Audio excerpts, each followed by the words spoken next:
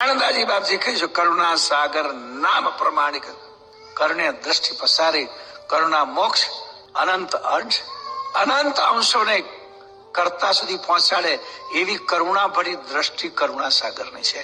એ કરુણાની અનુભૂતિ કરો અને એ અનુભૂતિ કરુણા સાગરને આગળ આવીને નિર્મળ બનીને પરમની ભક્તિ વગર એ કરુણા સાગરની કરુણાની અનુભૂતિ નહીં થાય. અહંકારમાંથી ઈર્ષ્યા આવે, યાદ રાખજો, એટલું ચોક્કસ માનજો. જેમ લોભ વગર પાપનો જન્મ થતો નથી, એમ અહંકાર વગર ઈર્ષ્યાનો જન્મ થતો નથી.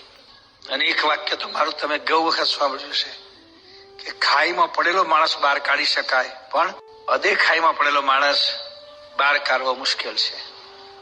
એવો એટલો બધો ભાવ સેવાનો કરી દો કે પરમ ગુરુના દરબારમાં આવીને, પરમ ગુરુના સાનિધ્યમાં આવીને, પરમ ગુરુની સેવામાં આવીને ક્યાંય કોઈ જગ્યાએ ખામી ના દેખાય, ક્યાંય કઈ જગ્યાએ ખોટું ના દેખાય.